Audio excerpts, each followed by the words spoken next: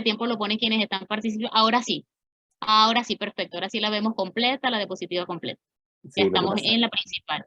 es que estamos compartiendo dos pantallas, por eso es que pasó eso, pero no hay Sí. problema. Bueno, Listo, ya podemos ver la pantalla. Te dejo entonces. Es tuyo gracias. todo, toda la Antes plataforma. de comenzar como tal en la presentación, yo quería agradecer de igual modo a la Sociedad Venezolana de Gastroenterología, al Grupo Venezolano de Enfermedad Inflamatoria Intestinal, a PANCO, que es justamente la Organización Panamericana de Enfermedad Inflamatoria Intestinal, entendiéndose Crohn y colitis ulcerosa, y por supuesto a Soberadi y a este emprendimiento, a esta innovación, como vienen siendo los webinars, los cuales de una manera generosa buscan de llevar información valiosa a, digamos, a todos los sitios donde podamos llegar con Internet, que suena fácil, en algunos lugares no son tan sencillos, sin embargo, han logrado penetrar lugares donde no era sencillo, escuchar personas que tienen más experiencia en algunas técnicas y que gracias a este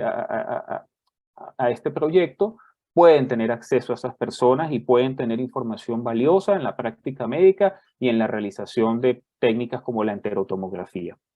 Para comenzar, bueno, esto se puede hacer de varias maneras. Podríamos hacer un ciclo de preguntas y respuestas, compartir experiencias y darles tips básicos de cómo hacer el estudio, qué esperar del estudio y consejos para que consigamos los mejores resultados. Sin embargo, hay información valiosa y entre las personas que están en este momento presentes tenemos colegas de áreas como gastroenterología. Y si bien es cierto, a los médicos radiólogos nos interesa mucho o disfrutamos mucho hablar de la técnica, hablar de factores técnicos, bien sea en tomografía o resonancia, a los médicos gastroenterólogos les gusta saber, ahondar un poquito en las indicaciones, qué conseguir en estos estudios y cuándo saber que el estudio está bien hecho, ¿verdad? Tenemos entonces que los métodos diagnósticos del intestino delgado los vamos a dividir en aquellos axiales y aquellos de visualización directa. Sabemos muy bien que ya no hacemos tomografía axial, sino helicoidal, sin embargo, lo llamamos axiales para tratar de englobar a tomografía y a resonancia magnética, y le colocamos este nombre abreviado, enterotomografía o enteroresonancia. No es extraño conseguirlos como enterografía por tomografía computada o enterografía por resonancia magnética en las diferentes separatas. ¿Por qué son importantes estos estudios y por qué siempre que busquemos enterotomografía lo primero que vamos a encontrar es enfermedad inflamatoria intestinal? Bueno, porque realmente es la patología que más se beneficia o más beneficios ha encontrado en la técnica. Sin embargo, no excluye valoración de otro tipo de enfermedades que más adelante las vamos a ver. Simplemente que es lo que más se ha profundizado, ¿ok? La razón por la que es así es porque los síntomas clínicos en este contexto algunas veces no se correlacionan bien con la gravedad del proceso inflamatorio. En otras palabras, podemos tener un paciente que clínicamente tiene un comportamiento e imagenológicamente tiene un comportamiento distinto o hallazgos distintos. Tenemos un trabajo aquí muy rápido que me gusta mucho compartirlo con los amigos de gastroenterología, en los cuales, bueno, se tomó una base de pacientes, en los cuales se le hizo un estudio de visualización directa y luego se les realizó una tomografía computada complementaria y en más del 50% hubo cambios en los hallazgos. Para que tengamos una idea rápida antes de continuar, el estudio imagenológico de visualización directa al que me estoy refiriendo es tanto la endoscopía como la cápsula, ¿ok? ¿Qué ocurre? En estos pacientes se les hacía, no hay un mejor estudio para evaluación de mucosa que la visualización directa. Eso lo tenemos que saber, reconocer y manejar, porque va a ser una información invaluable a la hora de informar. Porque solamente sabiendo cuáles son nuestras debilidades en los informes imagenológicos, vamos a ver hasta dónde nos podemos extender o exponer en los informes que hacemos, ¿ok? La razón por la cual ocurría esto era principalmente porque el compromiso era intramural o extramural, obviamente un estudio de visualización directa no lo podía predecir, o porque había una enfermedad proximal en el ilion distal que quedó por fuera del endoscopio. Cuando se hace la endoscopia digestiva inferior, el médico gastroenterólogo trata de rebasar la válvula y ver lo que hay en unos cuantos centímetros del ilion. Estos pacientes eran negativos, sin embargo, un poco más allá conseguíamos enfermedad activa. Y era en ellos donde la tomografía computada en este protocolo podía encontrar enfermedad que había sido pasada por los estudios de visualización directa. También se ha demostrado que los hallazgos en enterotomografía, bien sea por tomografía, enterografía, bien sea por tomografía o resonancia magnética, dan información importante para el cambio de manejo en tratamiento en más del 50% de los casos y para poder diagnosticar enfermedad penetrante o estenosante. Dicho esto, tenemos que saber, y estamos hablando de actualizaciones, que no podemos pensar en enterotomografía y en enterorresonancia como técnicas estáticas. Incluso en Europa, cuando hablamos de enterotomografía y enterorresonancia, ahora hablamos de tres técnicas, porque incluimos la ecografía. Existe la ecografía para el protocolo enteral y existe la ecografía para el protocolo enteral para enfermedad inflamatoria intestinal. Y les cuento, la sensibilidad, especificidad, el valor predictivo positivo y negativo es muy bueno. Quizás algunas áreas son un poquito más difíciles de explorar y es aquí donde los métodos axiales ganan ventaja. Sin embargo, como les decía, el conocimiento de la técnica y las limitaciones del estudio es lo que nos va a permitir, digamos, ayudar al tratante en qué técnica utilizar. Les doy un ejemplo. Si las imágenes enterográficas no muestran inflamación activa y el paciente tiene sospecha clínica, su tratante, una vez descartada estenosis, podría pasar a un estudio de visualización directa, como es la cápsula endoscópica, y viceversa. Paciente que fue evaluado, como lo dijimos en la lámina anterior, con un estudio de visualización directa, pero con síntomas clínicos o evaluación o hallazgos paraclínicos sospechosos, puede ser evaluado con un estudio axial. La enterotomografía también puede ser utilizada para detectar estenosis insospechadas. Las técnicas endoscópicas presentan mejor calidad de evaluación para ulceraciones de la mucosa. Sin embargo, resonancia magnética con protocolos de mejor resolución y mayor teslaje ha dado excelentes resultados para evaluar alteraciones mucosas. ¿Por qué digo alteraciones mucosas? Nadie es mejor que el estudio de visualización directa. Sin embargo, en la presencia de una úlcera, resonancia magnética con el protocolo y el equipo adecuado puede dar información sumamente valiosa. Igualmente, ecografía. La enterotomografía puede facilitar la detección de otros hallazgos que son indicativos de inflamación activa, como viene siendo el engrosamiento de la pared, el hiperrealce mural, el edema mural con difusión restringida cuando se hace con una técnica de resonancia magnética y la impurgitación de los vasos. Todos estos son alteraciones o intramurales o extramurales. Se dan cuenta entonces que nos empezamos a separar de los estudios de visualización directa, como viene siendo la cápsula endoscópica o la endoscopia. El hiperrealce mural es un punto importante aquí, en algunas ocasiones ven que es pasado un poquito por encima, sin embargo es importante. La radiología avanza hacia los estudios funcionales, la radiología avanza hacia la medición de marcadores imagenológicos que nos permitan predecir actividad. Actividad en el contexto de la enfermedad que estemos viendo, bien sea inflamatoria infecciosa, bien sea oncológica, pero actividad. El hiperrealce mural, la enfermedad inflamatoria intestinal, sus características, distribución, estratificación, digamos, intensidad mucosal, ha sido utilizado como uno de estos marcadores imagenológicos de enfermedad activa en este tipo de procesos. Aquí hay una lámina que a mí me gusta presentar mucho, sobre todo en congresos donde nos acompañan otras especialidades, porque, bueno, se presentan dos problemas que son típicos de nuestra práctica. Uno de ellos es que la diversidad de pruebas de imágenes puede confundir al médico tratante, generando estudios costosos que no satisfacen sus dudas y viceversa, utilizando estudios más económicos que no satisfacen sus dudas diagnósticas. Un ejemplo que digamos que lo podemos haber visto todos, por lo menos en los que estamos en Venezuela, y en la era más o menos del 2017, 2018, los que estábamos en ese momento, era cuando hubo una escasez muy importante de contraste endovenoso para tomografía y para resonancia. Entonces se solicitaban tomografías sin contraste. Era muy importante explicarle a los tratantes que tiene limitaciones, pero más importante aún era explicarle a esos mismos tratantes que existen otras técnicas que nos pueden dar información tisular sin la utilización del medio de contraste, específicamente resonancia magnética, por ejemplo, y por qué no ecografía, ¿no? Además, el desarrollo permanente de protocolos dinámicos puede abrumar y hacer sentir inseguro al médico radiólogo, trayendo como consecuencia que éste no se quiera formar en técnicas nuevas.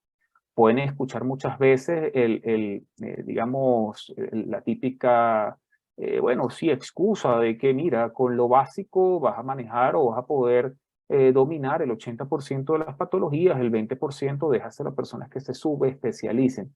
Si bien es cierto, las subespecializaciones son importantes, porque no solamente se trata de áreas en las cuales ese médico domina muy bien los protocolos a emplear, sino también la interpretación de los hallazgos.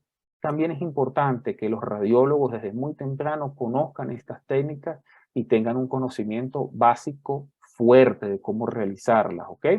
La interpretación viene con el tiempo, viene con el entrenamiento, pero no podemos descuidar estas técnicas. Antes de seguir, y creo que son conceptos claves para hablar de las diferentes técnicas y cómo elegirlas, es esta cosita pequeña que les traje, que siempre lo llamo como conceptos claves en el discernimiento. Las personas que estamos en el mundo de la imaginología tenemos que saber 3 conceptos que son fundamentales y que no los encontramos con facilidad en todos los papers, no sé si porque consideran que ya todos los conocemos, sin embargo, muchas veces no es así. Y es lo que es la resolución temporal, la resolución espacial y la resolución de contraste. Esto se aplica especialmente a las técnicas axiales y es importante porque es lo que nos va a decir qué esperar de cada una de estas técnicas axiales. Tratando de volver a la lámina, tenemos que la resolución temporal tiene que ver con el tiempo requerido para obtener los datos que permiten la reconstrucción de la imagen. Rápidamente, el que está escuchando esto tiene que pensar en tomografía computada, tiempos cortos, y al mismo tiempo tiene que pensar en resonancia magnética, tiempos muy largos. Adicionalmente, la resolución espacial se define como la distancia mínima en milímetros en que 2 puntos se identifican como separados. A mayor resolución espacial, más preciso es el detalle anatómico. Recuerden, en tomografía, cuando densidades muy similares pueden caer en errores de interpretación. A su vez, recuerden las secuencias morfológicas en resonancia magnética, donde se nos hace más fácil poder diferenciar por lo menos intensidades de señales básicas, ¿ok? Y finalmente la resolución de contraste, que es la capacidad de diferenciar la composición de distintos tejidos y tendría que haber una relación directa con la resolución espacial. Las indicaciones de la enterotomografía es, inicialmente, como les dije, la favorita de este estudio es la enfermedad inflamatoria intestinal conocida no en un periodo perioperatorio, más adelante les voy a decir por qué, la sospecha de enfermedad de Crohn u otras causas de inflamación del intestino delgado, la sospecha de sangrado del intestino delgado, que no haya sido conseguido su origen por endoscopía. De ser así, se puede intentar un protocolo de enterotomografía cambiando las fases. Más adelante lo vamos a ver un poquito en la parte técnica del estudio. La sospecha de enfermedades del intestino delgado diferentes a la enfermedad inflamatoria intestinal, el síntoma, diarrea crónica y o el dolor abdominal como síndrome, la sospecha de isquemia mesentérica crónica, evaluaciones de tumores del intestino delgado principalmente, porque si bien es cierto en algunas ocasiones el protocolo de enterotomografía permite distender el colon, no es un protocolo ideado para evaluación de colon, esa es la verdad. Es un protocolo evaluado para evaluación del intestino delgado. Y la evaluación preoperatoria. Más adelante vamos a extendernos un poquito acá. Contraindicaciones para la enterografía por tomografía. La alergia al medio de contraste yodado. Los pacientes con una enfermedad renal crónica cuyas tasas de filtración glomerular sean menores de 30. En estos pacientes podemos considerar la hidratación o, por qué no, la resonancia magnética. Los pacientes que han tenido múltiples exámenes de tomografía y queremos controlar la tasa de radiación recibida. Pacientes en periodos postoperatorio, en estos pacientes estamos tratando de evaluar abscesos o fugas anastomónicas, por lo que vamos a necesitar muy probablemente contrastes positivos. Esta es la razón por lo que la enterotomografía que es un protocolo tomográfico en la cual el contraste o la solución que utilizamos es negativa, no es una recomendación. Y en pacientes pediátricos en los que se considera ventajoso la resonancia magnética sobre la tomografía, por lo que viene siendo la dosis de radiación, más sin embargo, la enterotomografía por encima de la resonancia magnética por su resolución temporal, que ya lo hablamos anteriormente. Además de que la resonancia magnética muy probablemente va a necesitar anestesia y tiene que ver con los tiempos. Yo puedo realizar una enterotomografía sin contar con la preparación del paciente. Puedo realizar una enterotomografía en aproximadamente 3 minutos, mientras que una enteroresonancia probablemente voy a necesitar 50 minutos. Con respecto a enterotomografía y enteroresonancia, los exámenes enterográficos por resonancia magnética realmente son más difíciles de realizar que por tomografía. Los hallazgos son más difíciles de interpretar y la calidad de imágenes puede ser variable. La razón de ello es porque son más susceptibles a artefactos de movimiento. Y es allí donde el médico radiólogo tiene que saber, digamos, ser honesto consigo mismo y con el tratante que confía en él, y saber qué información va a suministrar, hasta dónde la información que está suministrando es válida y hasta dónde se está exponiendo demasiado, poniendo en riesgo, obviamente, lo que está hablando del cuadro activo o actual del paciente evaluado. Se han documentado muchos pacientes que reciben diagnósticos incorrectos de enfermedad de Crohn, debido a hallazgos de inflamación inespecífica, que es un término que vemos en nuestra consulta, es un término que en algunas ocasiones, digamos, existe un sobreuso, no solamente en el área de enterotomografía, en todas las áreas de radiología. Esto es un término que se usa con cierta frecuencia. Tenemos que saber cuándo se emplea de manera adecuada y sabemos que específicamente en enfermedad de Crohn, en algunas ocasiones se utiliza para englobar procesos infecciosos, angioedema o enteritis por vasculitis. Sin embargo, hay que tratar de evitar de no estar utilizándolo inadecuadamente. Cuando vemos un realce asimétrico saltatorio en intestino delgado, así sea leve, tenemos que pensar en enfermedad de Crohn. Y tenemos que también saber diferenciar cuándo ese realce, es un pseudo realce o es simplemente un artefacto de la imagen. Como lo dice más adelante, los artefactos pueden ocurrir en enteroresonancia y simular enfermedad activa, el engrosamiento de la pared, el realce o pseudohiperrealce y la difusión restringida, todos los cuales pueden verse en intestinos mal distendidos. La interpretación de la difusión, el valor de gradiente que vamos a utilizar, en algunos lugares lo llaman el valor de B, el valor de gradiente que vamos a utilizar cuando sabemos que estamos en presencia de una difusión restringida o simplemente cuando estamos en un artefacto. El problema también que hay en enteroresonancia es que el intestino está en constante movimiento. Por eso es que durante 40 minutos no es raro que tengamos la onda peristáltica como uno de los muchos, digamos, elementos que pueden producir estos artefactos. Es importante saber que para ello contamos en enterotomografía y en enteroresonancia la utilización de buscapina. Les soy franco, yo no la uso, pero se puede utilizar y realmente los resultados son buenos. Sin embargo, no siempre son determinantes, es decir, un paciente realizado con buscapina no obligatoriamente va a tener ausencia de artefactos y viceversa, un paciente sin la administración de buscapina antes del estudio va a tener artefactos de movimiento. ¿Qué debemos esperar de los estudios axiales de tomografía, de este protocolo de enterografía? Debemos ser capaces de identificar la ubicación, el número y longitud de los segmentos afectados, la presencia de estrechamiento luminal sin y con dilataciones previas o del asa aferente, la presencia de enfermedad penetrante, incluidos trayectos sinusales, fístulas, y saber diferenciar los tractos sinuosos de las fístulas.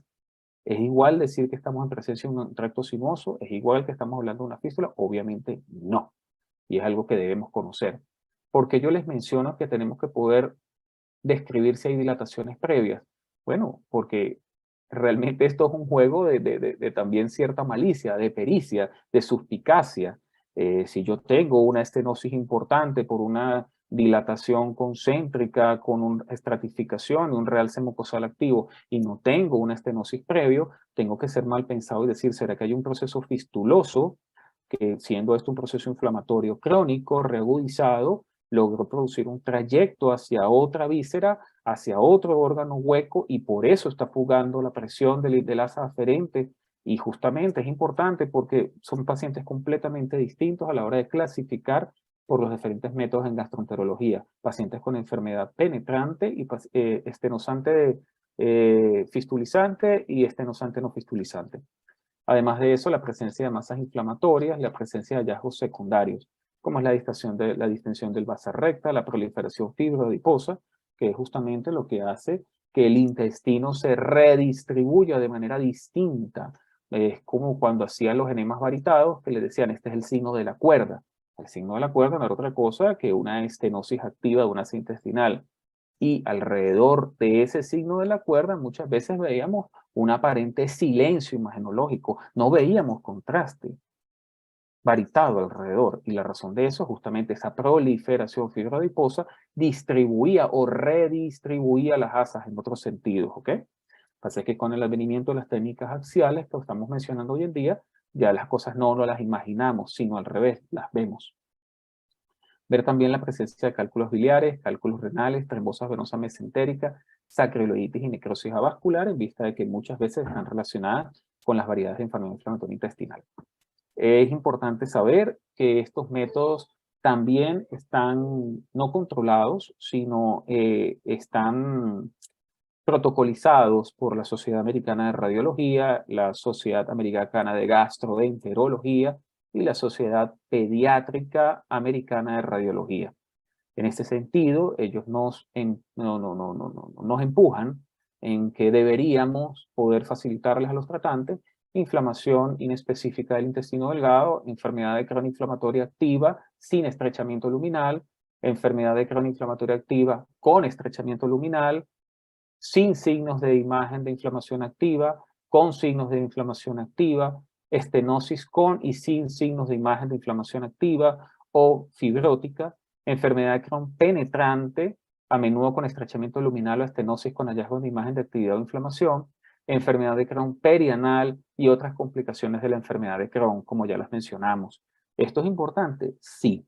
Porque cuando usted haga un estudio de enterotomografía y enteroresonancia y se lo estén solicitando para un paciente con enfermedad inflamatoria intestinal conocida, usted debería poder, esta información que le estoy dando, buscarla, localizarla y si no, descartarla.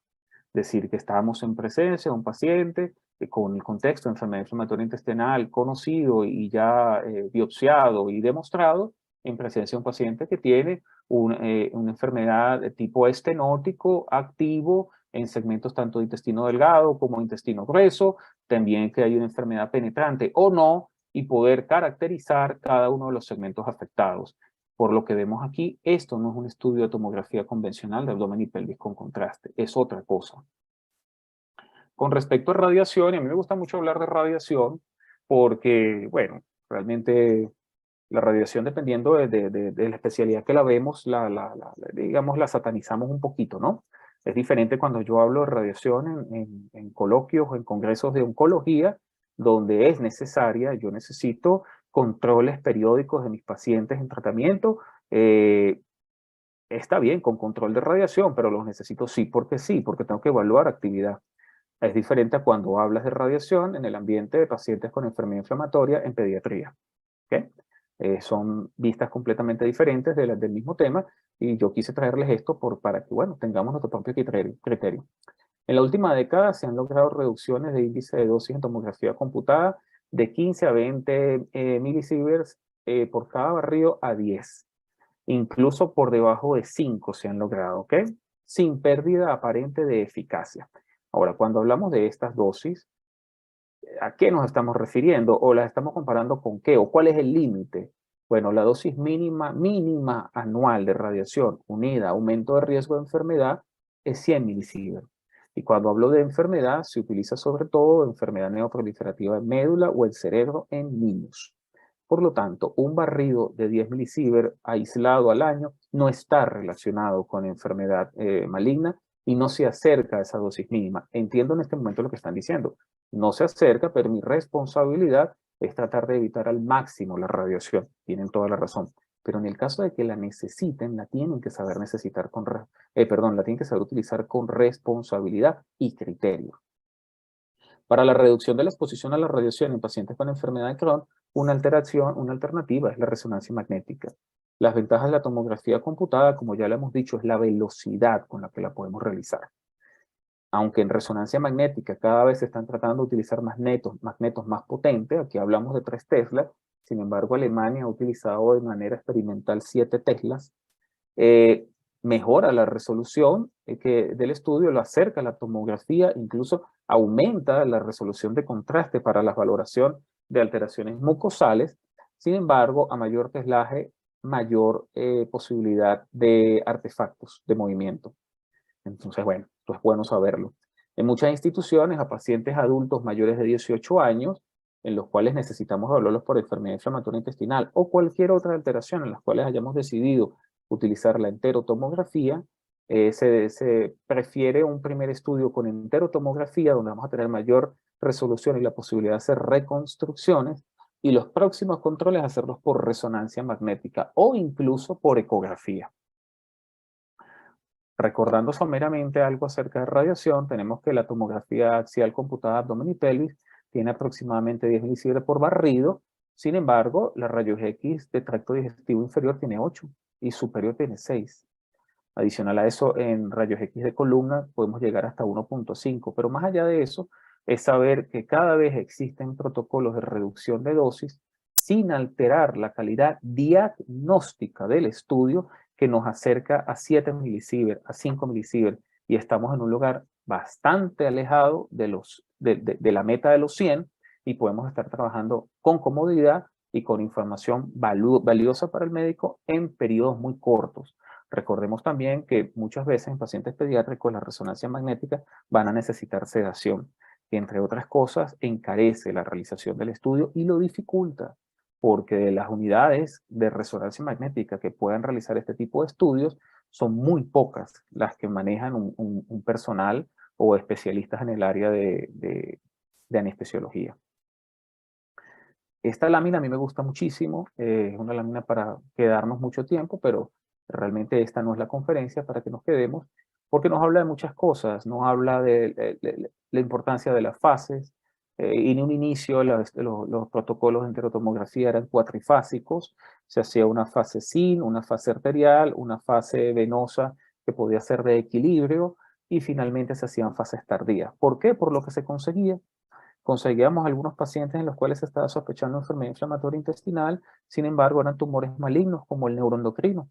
Entonces tener una caracterización adicional podía darnos la oportunidad de dar un diagnóstico más acertado, y que era lo que habíamos conseguido. Además, cuando teníamos incidentalomas, estos podían ser caracterizados y no teníamos que volver a exponer al paciente. Les cuento que esto fue así hasta el 2019. A partir del 2019, los diferentes grupos que ya he mencionado, Sociedad Americana de Radiología, Sociedad Americana de Gastroenterología y Sociedad Americana de Radiología Pediátrica, establecen la fase enterográfica. Resulta entonces que en enterotomografía nos encontramos con un estudio de una sola fase, y una fase de 8 milisieverts, que nos va a dar la suficiente información para poder conocer enfermedad activa, caracterizarla, y el tratante saber en qué contexto está, y por supuesto en posteriores controles qué cambios puede realizar. Es una fase de 55 segundos. Esta información que les estoy dando no es fácil de conseguir. Tienen que seguirle la pista a los grupos que hacen enterotomografía a nivel mundial, sobre todo en Estados Unidos, y bueno, la van a conseguir. La fase enterográfica, las nuevas enterotomografías necesitan solamente una fase única. ¿Qué hacer con los incidentalomas? Bueno, los incidentalomas en algún momento, si son benignos, serán evaluados. Recuérdense que estamos salvando dosis de radiación. Algunos ejemplos, viendo de su izquierda a su derecha, estudios de enterotomografía, el último es una enteroresonancia. Pueden ver perfectamente el compromiso del ilion distal, sin contraste, solamente con un T2, Lo importante aquí es ver que no todas las enterotomografías son iguales. Además, a su izquierda es una enterotomografía en la cual el paciente tuvo una aceptación en el contraste y, digamos, lo mantuvo, no tuvo pérdida de esa preparación oral antes de la realización del estudio, a diferencia del paciente del centro. También hay una diferencia. En el paciente de la izquierda utilizamos manitol al 18%, mientras que en el paciente central utilizamos agua pura. ¿Por qué hicimos eso y eso no está indicado? Realmente se puede realizar. Ustedes cuando utilicen diferentes aditivos en la preparación oral, lo que están buscando son dos cosas. Número uno, o que el intestino no absorba tan rápidamente el líquido o que el intestino ceda líquido, de manera de distender el intestino. Sin embargo, existen protocolos de enterotomografía aceptados en los cuales lo que vamos a hacer es un aumento del volumen de ingesta. Se han descrito incluso de 3 litros de agua en periodos no mayores de 35 minutos.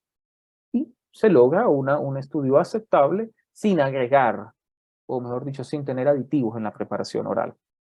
Aquí hay un ejemplo, este lo vi en Policlínica Metropolitana, un paciente que nos indicaron que esto en verdad ha sido una clínica en la cual yo siempre voy a estar agradecido, una clínica donde los especialistas de las diferentes áreas siempre abrazaron el desarrollo de técnicas nuevas, novedosas, valga la redundancia, que pudiesen dar información adicional a lo que hacíamos hasta ese momento. Esto fue un paciente que se sospechaba una enfermedad inflamatoria intestinal. Sin embargo, vimos un área de realce extraño que estaba por fuera del asa y estaba muy cerca del unión ileocecal.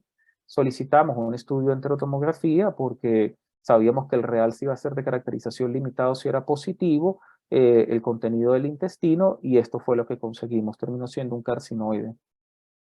Perdón, un neuroendocrino, no un carcinoide. Esto fue otro paciente también de Policlínica Metropolitana. El cirujano nos dice, mira, este paciente me refiero al paciente de la izquierda, me hace cuadros que parecen ser pseudo-obstructivos, se resuelve solo, es un paciente joven, es un paciente sin otra clínica. Hacemos una enterotomografía y conseguimos una enfermedad inflamatoria activa de tipo Crohn. Des en cuenta que tenemos tanto a sigmoides como a colon transverso. Aquí no se ve, pero había también parte del intestino delgado tomado. Y tomografía nos da la posibilidad de hacer mediciones exactas del área estenosada, caracterizar ese tipo de realce, un realce estratificado con una hiperemia mucosal significativa, descartar alteraciones extramurales, ver si hay una dilatación del asa aferente y de existir esa dilatación, si hay alguna otra alteración asociada y de si no existe esa dilatación, si existe un trayecto fistuloso. Más adelante vamos a ver ejemplos de ello. Esto era una paciente, también lo vimos en Policlínica Metropolitana con la doctora Pernalete, gastroenterólogo, que tanto ella como el doctor Beitía, la doctora Carla Díaz, son médicos que han abrazado esta técnica y que yo debo agradecer, siempre estaré agradecido porque mira, gracias a eso es que se han podido desarrollar.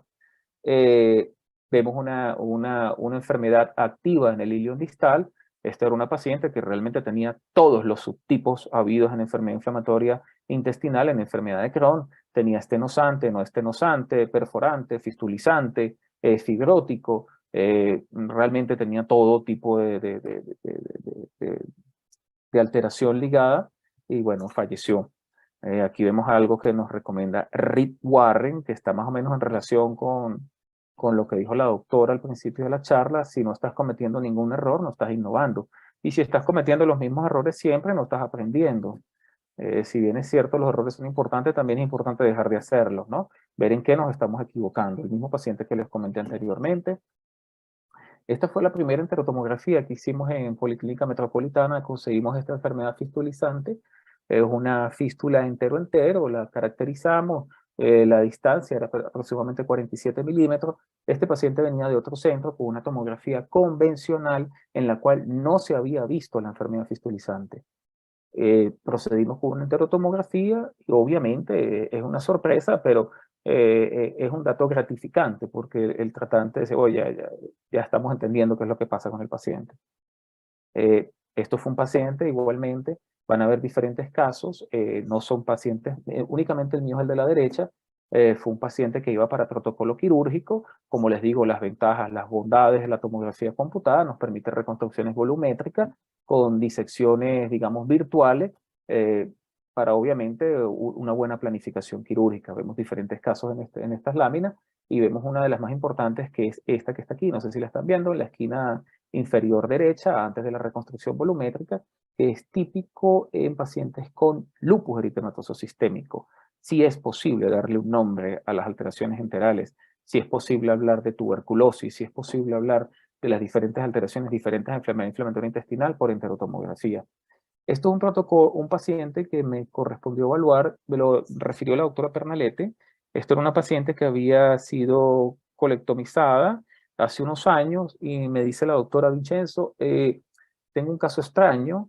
Esta paciente tiene pérdida, tiene una fístula periumbilical, pero ahora tiene pérdidas también por el ano y región perianal, pero esta mujer no tiene abajo nada en la pelvis. Y me la están refiriendo no como una enfermedad de Crohn, no como, recuérdense que la enfermedad de Crohn es la que hace enfermedad fistulizante penetrante, ¿no? Me dice: mira, ¿qué hacemos? Y yo le digo: mira, vamos a hacer una enterotomografía, si le conseguimos algo, lo vamos a poder reconstruir. Efectivamente, no solamente conseguimos la alteración, sino hicimos una reconstrucción volumétrica y le pudimos dar una razón al cuadro clínico: los trayectos fistulosos cutáneos periumbilicales, trayectos fistulosos al ilion distal en el cabo, previos a la ostomía, trayectos fistulosos al ilion distal previo a la ostomía, los dos caracterizados, y lo que estaba pasando en la región perianal, que por gravedad se concentraba y finalmente fistulizaba en hora 5 en región perianal. Esto es un paciente de cirugía policlínica metropolitana, un paciente que había sido operado hace mucho tiempo y hacía procesos pseudo-obstructivos. Se le habían hecho varias tomografías convencionales, no había nada alarmante. Sin embargo, con un estudio de enterotomografía, como usamos un contenido negativo, pudimos ver lo que estaba pasando con las áreas de sutura, y estas áreas de sutura se comportaban como áreas de estenosis, utilizando protocolos de reconstrucción, y podemos ver fácilmente la sutura, lo que ocurre con los diferentes cabos de sutura, y bueno, aquí las áreas de estenosis. Nuevamente, estas son las bondades de la enterotomografía. Yo se los digo porque muchas veces uno, y no es culpa realmente del tratante, o sea, realmente los papers, todo pareciera que nos lleva hacia descartar enterotomografía y cada vez abrazar con mayor fuerza enterorresonancia. Mi consejo es: cada una de las técnicas tiene una utilidad. Y cuando ustedes las conocen, las manejan, saben qué paciente es candidato para una cosa y qué paciente es candidato para otra. Esto es un paciente que me refirieron del militar, por cierto. Me dijeron: mira, vamos a hacer una enterotomografía, el paciente, queremos descartar enfermedad inflamatoria intestinal, no hemos hecho la endoscopía. Yo hago primero la enterotomografía y le digo: mira, tiene un tumor, no te puedo dar detalle mucosal porque es por tomografía, pero tiene un tumor muy cerca a la válvula ileocecal, ¿ok? No veo enfermedad extraparietal, no veo ningún síntoma de alarma, no se repite en el resto del intestino, realmente todo es normal excepto el tumor. Ella me mandó una foto y me dice, la doctora, perdón, me mandó una foto de la endoscopía, quedamos en ponernos de acuerdo para el video, pero por mi culpa yo no lo pude tener. Sin embargo, vemos la representación con un método de visualización directa del hallazgo enterotomográfico, que a decir verdad es exactamente el mismo, ¿no? Esto es un paciente del doctor Guillermo Beitía que me refirió. Es un paciente, estos son pacientes complicados, pacientes con una pérdida de peso muy significativa, no cuadra completamente con enfermedad inflamatoria intestinal. Conseguimos un patrón de engrosamiento concéntrico no estenosante difuso del ilion distal. Y le digo: doctor, esto se puede ver en tuberculosis. Un mes o 2 meses después, el paciente es positivo para tuberculosis, comienza tratamiento para tuberculosis y está sanado. Estuvo paciente el doctor Nelson Covarrubia, no es mío, es de Policlínica Metropolitana, un paciente en el cual había hecho una hernia hiatal y se quería hacer una reconstrucción tomográfica previo a la cirugía. Dese en cuenta de lo que logró el doctor Nelson Covarrubias, el cual es un excelente radiólogo, un maestro a la hora de tomografía y resonancia magnética. Y bueno, miren todas las bondades de tomografía a la hora de dar información preoperatoria. Aquí pareciera hasta ahora que yo soy tomografista 100%. Algunas veces los gastroenterólogos me dicen: a ti te encanta la tomografía. Le digo: no, pero realmente en Venezuela hemos aprendido a manejar mejor la tomografía que la resonancia. Sin embargo, yo me decanto hacia la resonancia, aunque no lo crean. Pero es importante ser claro con la información que van a tener de resonancia y de tomografía. Resonancia magnética, hasta ahora lo que les he dicho es que puede tardar 47 minutos, ¿verdad? Bueno, a partir del 2017-2018, empresas como Facebook se dieron cuenta que había un nicho de trabajo a nivel de tecnología en resonancia magnética. Y ese nicho tenía que ver con el desarrollo de sistemas que maximizaran el número de resonancias al día, disminuyendo sus tiempos sin alterar la calidad de imagen. Por lo tanto, ellos se asocian con el NYU y dicen, vamos a hacer algo, vamos a colocar la inteligencia artificial a esto y vamos a ver cómo mejoran los tiempos. Y prometen en menos de un año disminuir al 10% del tiempo un estudio de resonancia magnética, poniendo de ejemplo un estudio de 50 minutos, bajarlo a 5 minutos. Estamos hablando de agosto de 2018, 2019, llega la pandemia, se retrasan un poquito, sin embargo ya en el 2020 vuelven a publicar información acerca de esta técnica de Fast MRI y los resultados obtenidos. Si bien es cierto, no consiguen la disminución al 10%, sí consiguen la disminución a un 25% del tiempo. Por lo tanto, un estudio de 10 minutos pasa a tardar solamente 2 minutos y medio. ¿Y cómo lo hacen? Muy sencillo. Ellos lo que hacen es que la cantidad de información adquirida solamente se adquiere, por decirle, la data de adquisición no va a ser lineal 1, 2, 3, 4, 5, 6, sino va a ser 1, 4, 8, 12, 16, por darles un ejemplo. Y esas áreas que quedan vacías de algún modo son rellenadas con la información que nos provee la inteligencia artificial, que viene justamente de este banco de información que provee el NYU. Tenemos dos ejemplos, las dos rodillas arriba son, la técnica es normal, el T1 y el de PFATSAT, y abajo es la misma rodilla con inteligencia artificial. Diferencia, la de arriba duró 8 minutos, la de abajo duró 2 minutos. Clínicamente es casi exactamente el mismo estudio.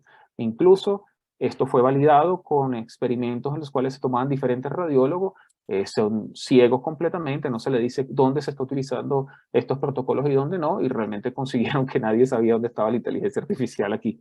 Es decir, es muy promisorio lo que se puede conseguir. A veces cuando vemos esto, dice, bueno, esto solamente todavía está en experimentación, no ha llegado, no se crean. Ya por lo menos esto vemos un artículo del 20 de febrero del 2023, donde nos dicen que Islas Canarias adquirió un resonador magnético con estas características, no solamente de alto teslaje, sino de protocolos rápidos. Y por lo menos el año pasado, RSNA, fomentando, incentivando estas nuevas técnicas, premió a Philips por los hallazgos, ¿no? Por lo que han logrado estos protocolos rápidos de disminución del tiempo de resonancia magnética. Ahora, la única forma para disminuir una resonancia magnética es que compremos un resonador nuevo con nuevos protocolos. No, realmente no. Lo primero que tienen que saber es qué quieren buscar. Cuando ustedes saben qué quieren buscar, saben cómo van a cambiar el protocolo. Se los digo porque pueden conseguir miles de artículos en los cuales se habla de protocolos de resonancia magnética abreviados. Esto solamente se logra conociendo qué nos da cada técnica y conociendo además qué técnicas necesitamos para darle información, no solamente morfológica, sino funcional al tratante con respecto a su paciente.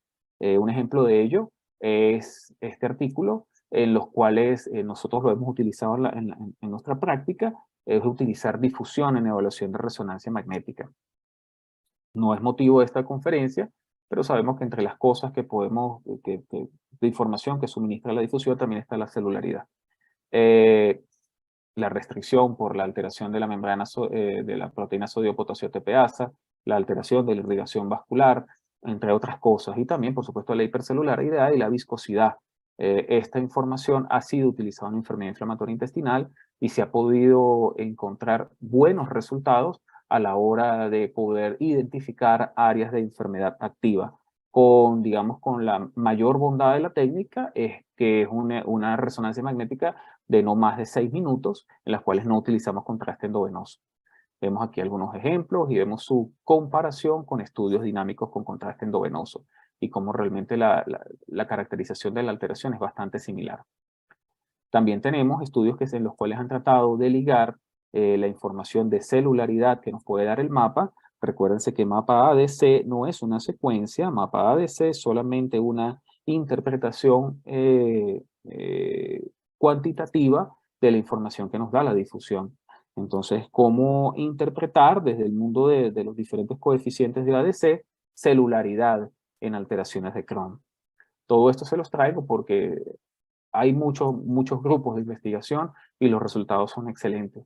Aquí les muestro una enfermedad fistulizante la imagen que está en el centro, no sé si lo pueden apreciar, la flecha, lo que nos está hablando es una pequeña úlcera. Si bien es cierto, oye, digamos que no es fácil de ver, el ojo entrenado en enfermedad inflamatoria intestinal, en enteroresonancia, sabe que aquí hay una alteración focal. Vemos la caracterización de enfermedad fistulizante entero-entero, sin la utilización de contraste endovenoso, como lo pueden ver en esta primera imagen, la caracterización de procesos activos estenosantes, la presencia de fístulas cutáneas y vistas incluso sin contraste endovenoso, sino en un TEDOC con sustracción, incluso una difusión. Volvemos a lo mismo, las bondades que tiene resonancia magnética por las características con respecto a resolución de contraste. Complicaciones perianales, que quizás es una de las alteraciones más difíciles de evaluar con ecografía en protocolos convencionales, no hablo así con transductores especiales, y que resonancia magnética, incluso sobre tomografía, tiene tanto que aportar. La caracterización de fístulas, la caracterización de procesos inflamatorios locales, y por supuesto la necesidad o no de tratamientos terapéuticos combinados, toda esta información se la debemos a resonancia magnética. Aquí vemos este paciente, lo hicimos en Policlínica Metropolitana, mucha información que aportar, un compromiso muy importante de la región perianal. Como se pueden dar cuenta, no se utilizó contraste endovenoso. Y justamente esa resolución de contraste, que ya lo he dicho varias veces, lo que permite utilizarlo como herramienta de primer orden, pues encima incluso de la tomografía computada. Con respecto a ecografía, y lo traigo porque si bien es cierto antes yo no hablaba de ecografía en este tipo de presentaciones, hay que hacerlo. Hay que hacerlo porque cada día más la ecografía es tomada en cuenta para pacientes con enfermedad inflamatoria intestinal pediátricos e incluso como estudio de primera, cosa que antes no era muy común ver. No les voy a mentir, esto se ve más que todo en Europa y quizás en la parte más sur de América Latina, todavía digamos más hacia el norte. Los estudios axiales, en vista de que no están ligados a errores de interpretador o a errores del operador, y que por supuesto son reproducibles a la hora de interpretación a distancia, siempre tienen mayor preferencia. Aquí vemos que tanto en adultos como en niños se han demostrado su utilidad en el estudio de enfermedad inflamatoria intestinal. Podemos ver detección de engrosamiento de la pared, como indicador de inflamación. Lo que les había indicado anteriormente, la sensibilidad y especificidad es excelente, al igual que el valor predictivo positivo y negativo. ¿Cuáles son las limitaciones? Porque como les dije desde la primera lámina, y se los voy a repetir hasta la última, solamente conociendo las bondades de la técnica y sabiendo cuáles son las limitaciones del estudio, podemos saber qué recomendar al médico. Limitaciones en la ecografía, bueno, por parte del explorador, lo que ya les dije, es dependiente del operador, que requiere experiencia, paciencia y tiempo. En algunas separatas se dice que un estudio por una persona experta puede ser realizado entre 5 y 7 minutos. En otras experiencias bibliográficas dicen que es mayor. Y por supuesto, todo lo que viene siendo alteraciones en la excavación pélvica son un poco más difíciles de caracterizar. A mí, francamente, me parece un estudio donde tienes que estar muy seguro, tienes que tener una curva de aprendizaje muy bien establecida en un lugar donde dominen muy bien la técnica para poder decir de manera responsable si el paciente tiene enfermedad activa o no. Por parte del paciente, la obesidad. Y por supuesto, el gas intestinal, que sin importar que esto es un protocolo enteral por eco o no, siempre van a ser las limitaciones para el paciente de ecografía intestinal. Lo bueno es que en niños, estos pacientes no suelen ser obesos y tienen un intestino patológico rígido, por lo tanto fácil en conseguir la alteración. En un paciente en el cual nosotros hicimos la evaluación cruzada entre tomografía y resonancia, también la proliferación fibroadiposa alrededor de las áreas de enfermedad activa permite el aislamiento del asa y la caracterización por ecografía. Esa es la verdad, sí lo permite, ¿ok? Pero bueno, hay que entrenarnos en esto. Y por parte de la enfermedad, las lesiones superficiales, las lesiones mucosales, así como la afectación anorrectal o pélvica profunda, es de evaluación limitada, por lo que ya les dije, porque tiene que ver con mucosa y pueden ser no detectadas por ecografía. Asimismo, el área no rectal es de difícil evaluación, tanto por vía transabdominal como transperianal. Sin embargo, a diferencia de los estudios axiales, no hay contraindicación para valoración de ecografía por ecografía de enfermedad inflamatoria intestinal. En el último encuentro que tuvimos con el grupo de enfermedad inflamatoria intestinal, el doctor Beitia preguntaba, ¿es posible evaluar a un paciente solo por ecografía? Es controvertido, pero realmente existen artículos que avalan eso. Sí lo avalan de manera responsable. Digamos que no es común verlo, pero en manos expertas y sabiendo qué limitaciones tiene la técnica, sí es posible evaluar un paciente y seguirlo por ecografía. Incluso mi recomendación fue, bueno, una vez que ya tenga un examen axial, tomografía o enterorresonancia y se tenga un dominio bastante preciso de su enfermedad, la ubicación de las diferentes áreas de lesión, su caracterización, bueno, mira, podemos hacer controles, pero de que existen sitios donde se hacen los controles y los seguimientos por ecografía existen, y que lo hacen acorde a las exigencias, también lo hacen. Eso es cierto. Bueno, muchísimas gracias. Disculpen lo extenso. Esto es un tema largo. Es un tema del que se pueden hablar muchas cosas. Incluso no me detuve en el número de fases, en la eyección del medio de contraste, en qué yelco utilizar, porque realmente se expande. Incluso hemos llegado a realizar talleres de enfermedad inflamatoria intestinal junto con la Sociedad Venezolana de Gastroenterología, porque nos hemos dado cuenta que se necesita unas 2 o 3 horas para ahondar no solamente en la utilidad, las indicaciones, sino también en la técnica y digamos las partes más, y digamos los datos más relevantes con respecto a la aplicación del estudio.